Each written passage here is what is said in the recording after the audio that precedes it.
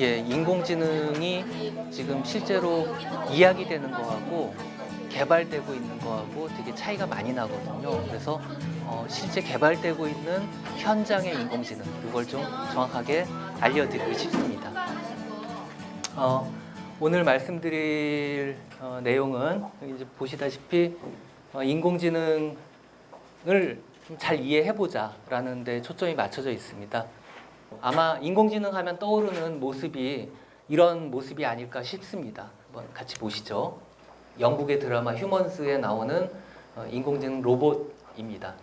근데 저 영상은 뻥입니다. 뻥.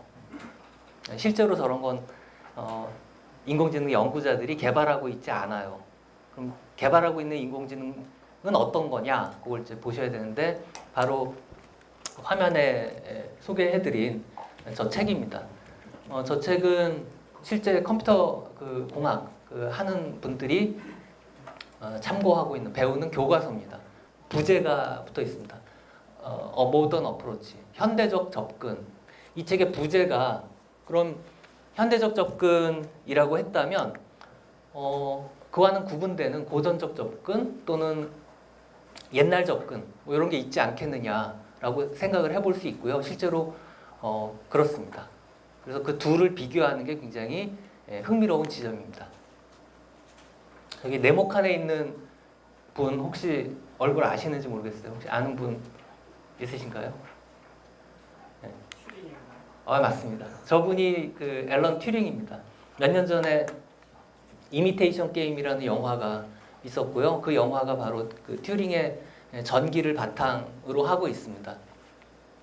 튜링은 1950년에 계산기계와 지능이라는 논문을 발표했습니다. 그 논문에서 용어는 사용하지 않았지만 지능을 갖춘 기계, 지능을 갖춘 디지털 컴퓨터라는 개념을 소개합니다. 그게 바로 오늘날 우리가 부르는 인공지능의 이제 모습이라고 할 수 있습니다. 근데 재밌는 것은 튜링이 생각했던 인공지능의 상이라는 게 사람처럼 생각한다 라는 거에 초점을 맞출 수 있습니다. 여기서 사람처럼 생각하는 걸 검증하는 방식으로 튜링이 제시한 게 있습니다. 그 검증 방식을 튜링 테스트, 튜링 검사라고 나중에는 부르게 됐는데요. 그 튜링 테스트에 이용한 어떤 테스트 방법, 그거를 여기 화면에 보시는 영화의 제목이기도 했던 이미테이션 게임, 흉내 게임이라고 부릅니다. 흉내 게임은 기계한테, 즉 컴퓨터한테 사람 흉내를 내라 라고 한 다음에 사람하고 컴퓨터하고 각각 다른 방에 둔 다음에 제3자가 바깥에서 누가 사람인지 컴퓨터인지를 신문을 해가지고 캐묻는 겁니다. 그래서 그렇게 신문을 했는데도 불구하고 한 30% 정도를 틀려요. 그 정도라고 한다면 이제 자꾸 헷갈리는 거예요. 한 70%밖에 못 맞춰요. 그러면 사람이라고 또는 사람처럼 생각한다고 치자. 그러니까 생각한다라는 말을 그렇게 이해를 했습니다. 사람처럼 흉내 내는 거.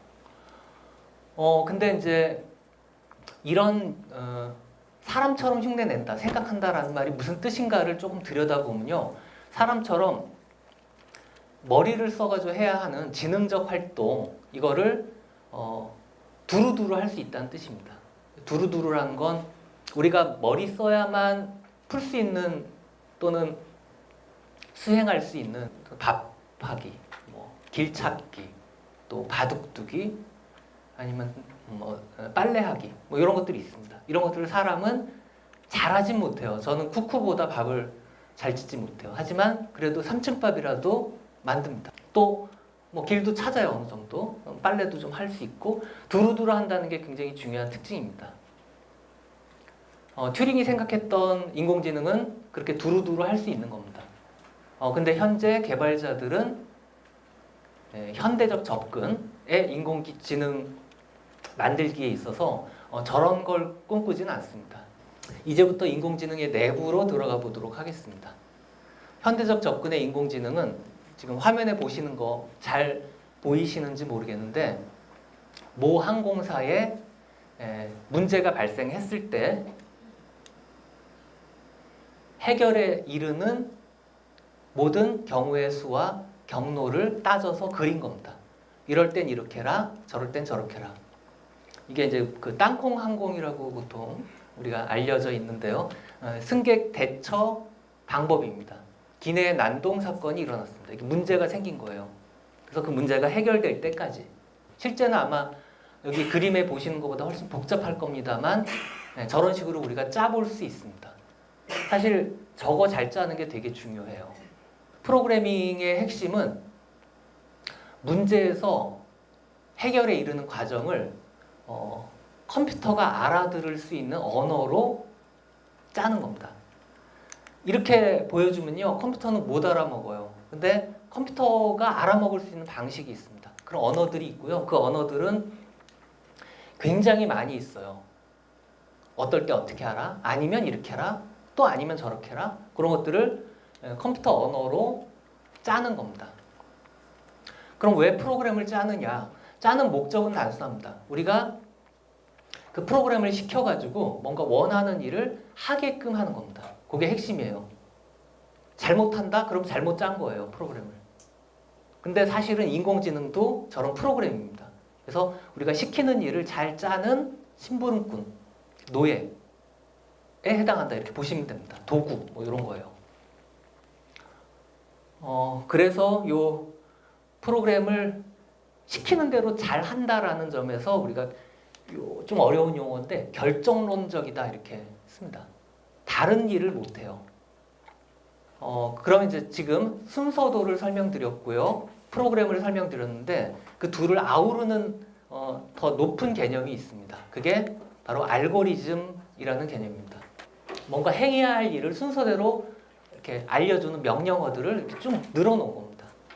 논리곱, 논리합, 부정이라는 논리 기본 연산을 무수히 되풀이하면 다 수행할 수 있다. 그걸 이제 잘 구현할 수 있게끔 소프트웨어적으로 짜놓은 게 프로그램이다. 이렇게 보시면 되고요. 논리가 컴퓨터의 전부다. 그러니까 프로그램 언어도 중요하지 않고요. 그건 중요하지 않다는 건 부차적입니다. 그리고 숫자 이것도 중요하지 않아요. 부차적입니다. 중요한 건 논리예요. 논리라는 건 어떨 때 어떻게 해라. 또 저럴 때 저렇게 해라. 라는 것들을 우리가 따지고 생각할 수 있어야 한다라는 겁니다. 그래서 지금 어머님들도 많이 계신 것 같은데 애들 코딩 교육한다고 무슨 프로그램 언어 배우고 이러면 그 학원 끊으세요. 그게 아니라 이런 경우들을 잘 따지는 게 제일 중요합니다. 프로그램은 사람이 프로그램을 짜는 거예요. 근데 기계학습은 프로그램이 프로그램을 짜는 겁니다. 차이가 나요. 그리고 이 프로그램 짜는 프로그램을 기계학습 프로그램이라고 부릅니다. 그건 사람이 짭니다. 작동 원리가 똑같아요. 이 프로그램하고 이 프로그램은 어떤 일을 시켜먹기 위해서 우리가 짜는 거예요. 근데 그걸 짤 때 사람이 직접 한 줄 한 줄 코드를 짜느냐 아니면 프로그램을 시켜서 짜느냐 이 차이가 있는 겁니다. 그럼 이제 좀 더 들여다봐야 될 게 있습니다. 이 상위의 프로그램은 누가 짜느냐 누가 만드느냐 바로 최상급 개발자들이 짭니다. 대표적으로 구글의 텐서플로우라는 프로그램이 있는데 그게 여기에 해당하고요. 구글에서 만들어요. 파이토치라는 프로그램이 있는데 그게 이제 페이스북에서 만듭니다. 요거에 해당해요. 그 두 개가 이제 1등, 2등이라고 생각하시면 돼요. 다른 프로그램들 많이 있습니다. 기계학습 프로그램. 근데 재밌는 건 요걸 공개해요. 무료로. 그래서 우리 누구나 다운받아서 자기 컴퓨터에 설치해서 요걸 사용할 수 있습니다. 그럼 중요한 거는 이 프로그램을 만드는 이유가 있겠죠. 뭔가 문제를 해결하려고 프로그램을 만듭니다. 그러니까 일단 인공지능 개발한다고 할 때 가장 중요한 건 따라서 풀려고 하는 문제입니다. 뭐 코딩 언어를 익히는 거 이건 별로 안 중요해요. 문제를 포착하고 그 다음에 그 문제를 푸는 데에 도움이 되는 좋은 데이터를 잘 모아야 됩니다. 그렇게 해서 학습이라는 걸 시켜서 결과물을 우리가 얻어내는 겁니다. 그 다음 써먹으면 돼요. 이제 기계학습 시킨다고 했잖아요. 데이터를 통해서. 이 안에서 무슨 일이 일어나는지 조금 더 들여다보도록 하겠습니다. 그 중에 하나가 지도학습이라는 겁니다. 그리고 또 하나가 강화학습이라는 겁니다. 지도학습에서 가장 중요한 건 데이터예요. 근데 그 데이터의 정답을 알고 있는 겁니다. 우리가. 그리고 답을 알고 있는 데이터들이 많아야 됩니다. 오른쪽 위에 상자를 보시면 입력 데이터라고 부른 것들이 꽤 많이 있습니다. 우리가 확보하고 있어요. 그리고 출력 데이터라고 부르는 것을 또 꽤 많이 확보하고 있습니다. 그러니까 그건 대응해요, 각각. 기계학습 프로그램을 통해서 찾아내려고 하는 건 이 입력 데이터들과 출력 데이터들의 이 관계입니다, 관계. 또 패턴 이렇게 부를 수도 있고요. 또 연결 규칙. 그리고 이제 제일 포괄적인 용어로는 함수라고 부를 수 있습니다. 어떤 식으로 이 안에 작동을 해야 우리가 알고 있는 이 값과 이 값이 다 일치하느냐. 입력값과 출력값을 연결시키는 규칙이거든요. 그 규칙에 뭐가 들어가야 되겠어요? 물음표에. 더하기. 더하기를 시키면 이 값들이 다 맞아 떨어져요. 바로 더하기라는 규칙을 찾아내는 겁니다. 그걸 이렇게 숫자 몇 개 안 되면 우리가 찾아낼 수 있어요. 근데 숫자가 만약에 10,000개, 100만 개 이렇게 되면 못 찾죠. 이른바 빅데이터. 숫자가 많아지면 찾기가 어렵습니다. 그래서 그거를 기계한테 시키는 거예요. 프로그램한테. 이번에 보실 거는 강화학습이라는 유형입니다. 이건 완전히 다른 유형이에요. 단순화시켜 말씀드리면 보상이 가장 커지는 그 확률값들을 찾는 겁니다. 그 패턴을 찾는 거예요. 여기서 보상이 커진다 함은 지금 현재 상태에서 특정한 동작을 했을 때 생겨나는 결과가 좋은 거냐 나쁜 거냐, 이게 여기서는 중요합니다. 게임에서는 승리하는 거예요. 그게 이제 보상이고요. 근데 바둑 같은 경우에는요, 굉장히 단순한 게임이에요. 현실의 게임은 그렇게 단순하지 않습니다. 훨씬 복잡해요. 1대1로 게임하는 경우도 많지 않고요. 또 순서를 기다려주는 경우도 많지 않습니다. 대체로 다 대 다가 동시다발적으로 플레이를 합니다. 그런 특징이 있습니다. 그게 이제 왜 중요하냐?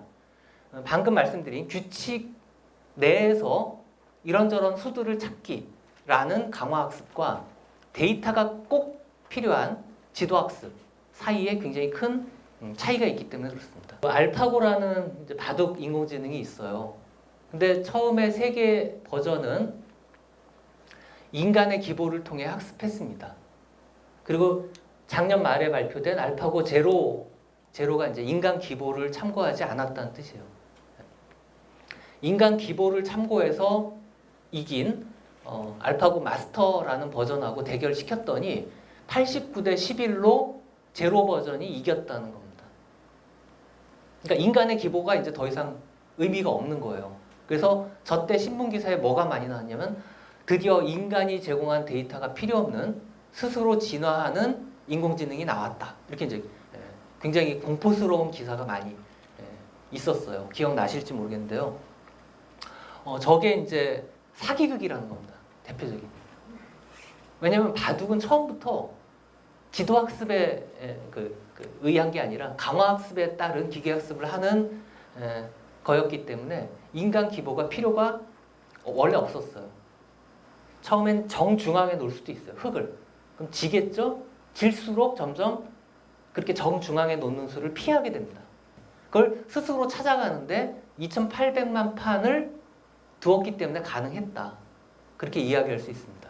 그래서 쿠쿠가 여기 계신 저를 포함해서 밥을 더 잘한다고 여기 공포스러워할 분 없으시죠? 인공지능 알파고가 이세돌보다 바둑을 잘 둔다고 공포스러워할 일이 아닙니다.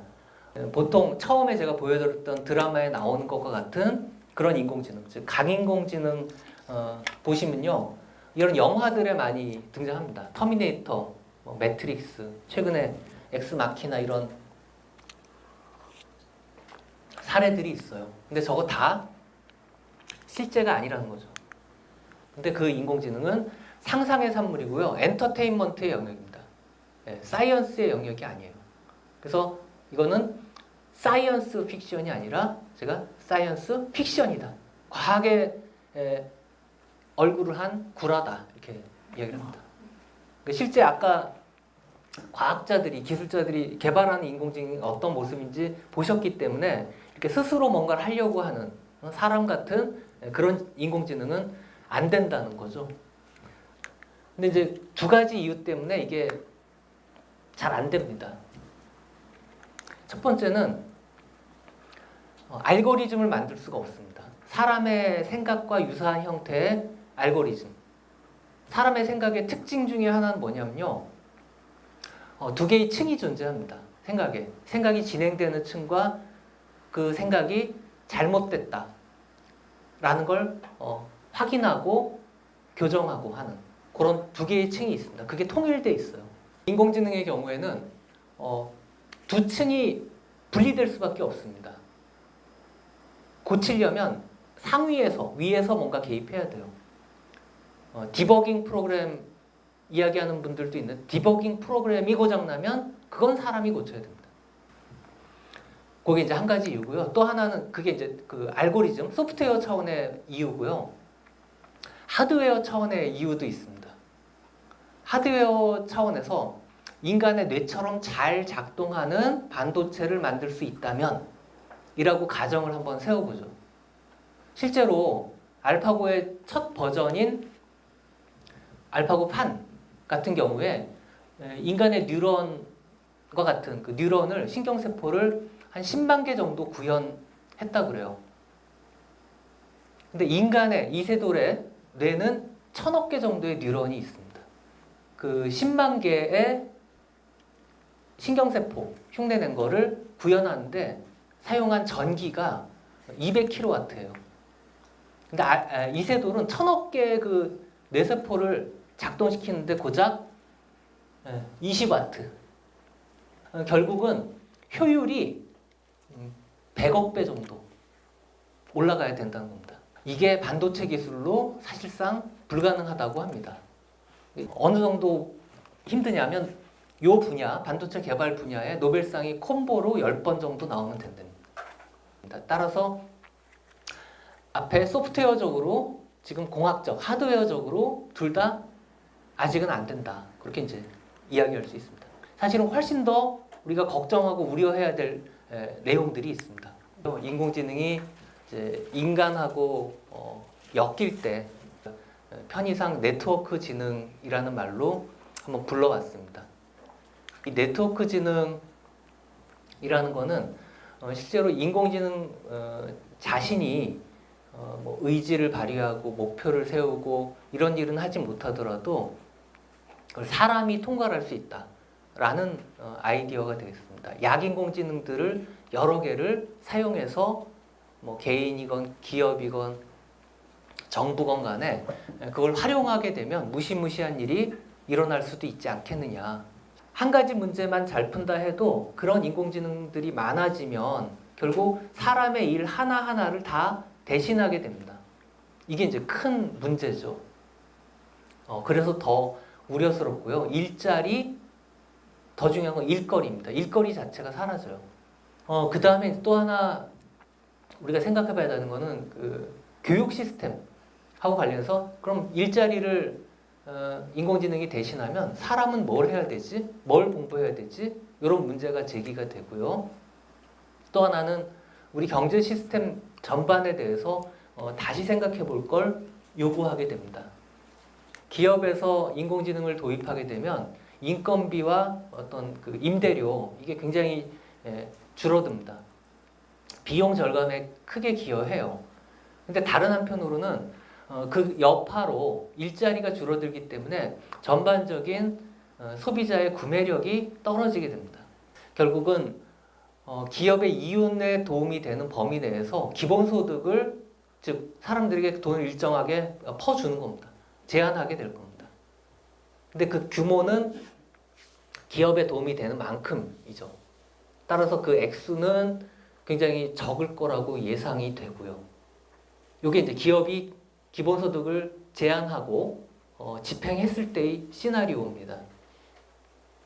반면에 인공지능은 한 기업의 소유물이 아니라 인류 전체의 어떤 자산이다, 인류 전체의 성취다 이렇게 발상을 다르게 해보면 그 경우에는 인공지능을 통해서 우리가 획득하게 된 부를 인류가 다시 나누는 것이 필요하다. 그게 필요한 게 아니라 그게 당연하다. 이런 발상으로 가게 될 수 있습니다. 역시 이것도 기본소득하고 연관이 될 수 있는데요.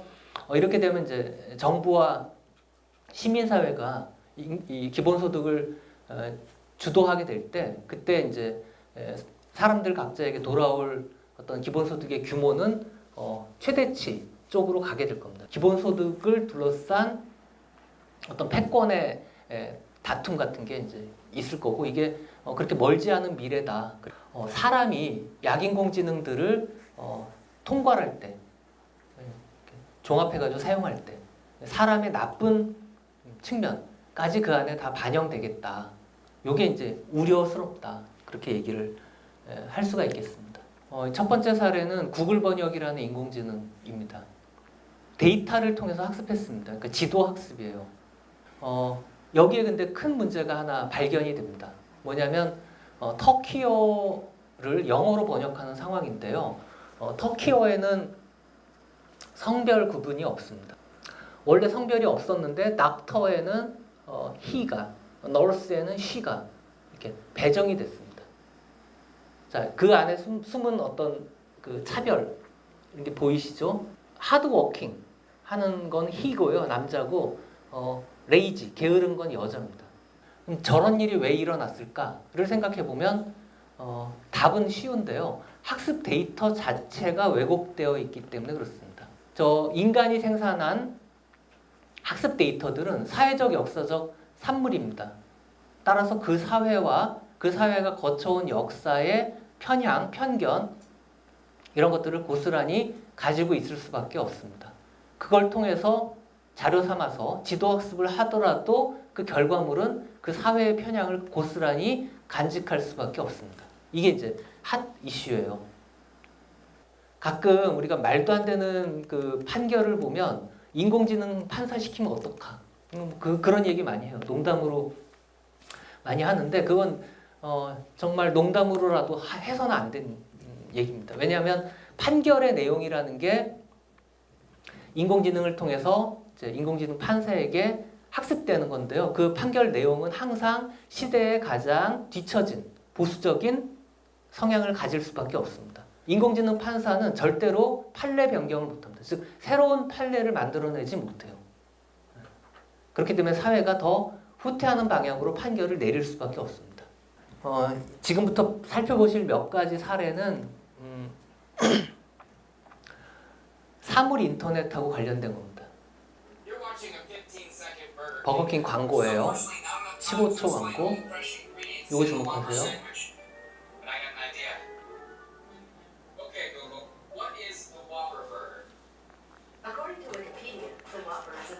Consisting of a filet grilled quarter-pound beef patty, sesame seed bun, mayonnaise, lettuce, tomato, pickles, ketchup, and sliced onion. 버거킹이 빵집 있죠. 버거킹이 구글을 해킹한 겁니다. 이 인공지능 스피커를 활성화시키는 명령을 먼저 방송에서 이제 내린 겁니다. 오케이 구글이라는 명령어요. 그 활성화되고 나면 이제 구글에서 그 백과사전 항목을 찾아서 읽어주는 거죠. 이제 그런 일을 버거킹이 시킨 겁니다. 그래서 저런 식으로 해킹당할 위험이 있다. 그래서 범죄에 악용되거나 그럴 여지가 있다는 걸 잠깐 이제 생각해 볼 수 있고요. 음성으로 전화 걸라고 명령 내리는 장면입니다. 이번에는 사람한테 들리지 않는 소리로 명령을 내립니다. 이걸 스텔스 명령이라고 불러요. 스텔스라는 게 레이더에 감지되지 않는 장비이잖아요. 초음파나 우리 화이트 노이즈라고 인간한테는 들리지 않는 영역대가 있습니다. 그걸 통해서 명령을 내렸는데 저렇게 시리가 작동한 겁니다. 전화를 걸었어요. 저런 식의 그 누군가가 해킹을 해서 이 물류와 교통과 이 통신망 전체를 마비시킬 수 있습니다. 지금 보시는 화면은 이 자동 무인 그 자율주행 자동차의 비전 레코그니션이라는 시각 인식 부분입니다. 이게 굉장히 오류가 많다고 해요. 현실적으로 이 스탑이라는 그 표지판에다가 테이프나 스티커 같은 걸 몇 장 붙인 거예요. 이건 자연 상태에서도 새똥 같은 거에 의해 오염이 일어날 수 있습니다. 그걸 한번 좀 무작위적으로 구현한 거죠. 그랬더니 저거를 스탑이란 표시를 스피드 리밋 45 우리식으로 한 60km 정도 시속으로 바꿔서 인식한 겁니다. 만약에 저 표지판을 보고 자율주행차가 운행하고 있다면 멈춰야 될 상황에서 60km로 운행하는 그런 일이 생기는 거죠. 저런 걸 우리가 강인공지능이 출현하는 것보다 더 우려하고 많이 논의해야 되는 게 아니냐 하는 생각입니다. 이 겔 가도시라는 여배우인데요. 원더우먼 주인공이에요. 근데 그 영상에서 방금 이제 포르노그래피 배우 주인공으로 등장했습니다. 이게 웬일이냐? 봤더니 아까 처음에 말씀하신 오픈소스 프로그램인 텐서플로우를 활용해 가지고요. 데이터는 뭘 썼냐면 인터넷상에 있는 이 배우의 사진들을 썼습니다. 사진들을 동영상에 합성한 거예요. 이게 이제 몇 가지 위협이 되고 있는데요. 하나는 이게 페이크 뉴스 이걸 만들어낼 수 있습니다. 영사가 나와가지고 저런 식의 이제 상황을 연출하고 그게 소셜 미디어를 통해서 순식간에 퍼져 나가고 이런 상황 한번 상상해 보세요. 그런 것들이 실제로 우리에게 임박해 있는 위협이다. 이제 마지막 주제로 넘어가서요. 문제는 많이 주목하지 않았지만 정신노동만 사라지는 게 아니고요. 육체노동 일거리 자체도 사라지게 됩니다. 이제 아마존고라는 서비스인데요. 무인 점포입니다. 점포에 상점에 점원이 없어요. 계산하는. 공부 안 하면 뭐 먹고 살래? 그러면 뭐 편의점 알바라도 해야지. 근데 편의점 알바 자리가 없어집니다. 이런 문제 상황에서 많이 얘기하는 게 인공지능이 할 수 없는 일을 하자. 뭔가 창조적인 일을 하자. 이렇게 이제 얘기가 되곤 합니다. 근데 재밌는 거는 이 창조적인 게 처음 제안될 때, 즉 새로운 게 처음 만들어질 때 하고 그것이 사회적으로 승인될 때 사이에 시간차가 난다는 겁니다.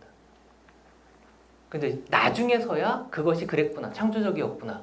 실험은 창조성의 출발점인데 실험 자체는 상당히 부정적으로 여겨지는 경향이 있어요.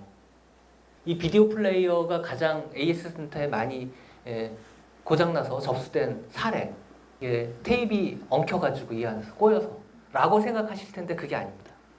테이프가 들어갔다 나왔다 하니까 저걸 넣어본 거예요. 햄버거를.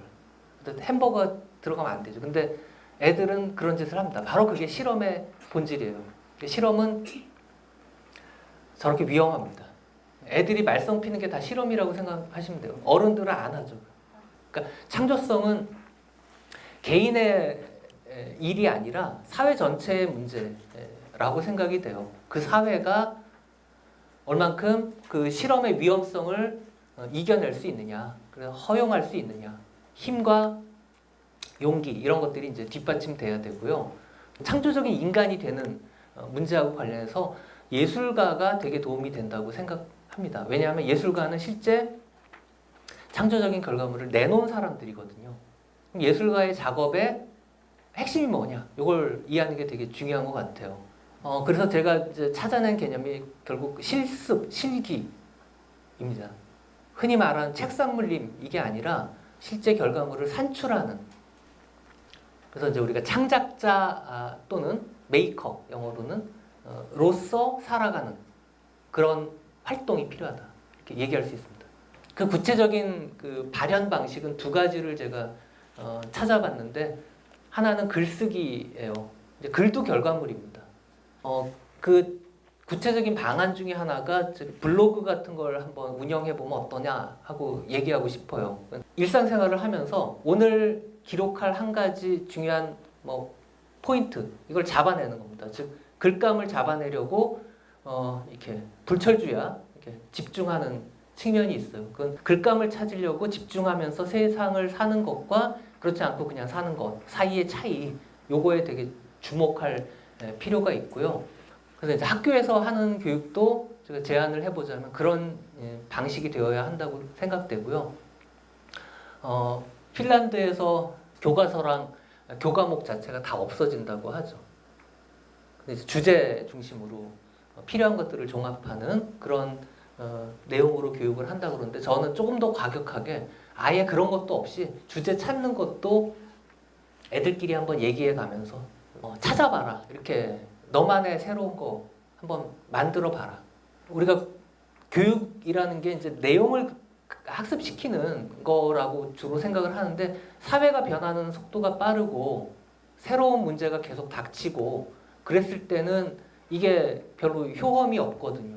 따라서 늘 문제를 포착하고 거기에 대처하고 할 수 있는 이 사람의 교육, 사람의 능력의 교육, 메이커 또는 창작자로서 임할 때 학습 효과, 이제 마지막으로 보시면 이게 학습된 결과 내용이죠. 이거를 얼마나 오래 많이 간직하느냐를 조사했는데 연구해 본 결과 그 남을 가르치는 것과 이 재밌는 게 immediate use, 즉각 써먹는 거, 요게 굉장히 자기 안에 기억되는 게 비중이 많다고 그래요. 이 연구 결과와 제가 그 인공지능 시대를 맞이해서 뭐를 어떻게 공부할 거냐의 문제가 만나는 것 같다 그런 생각이 듭니다.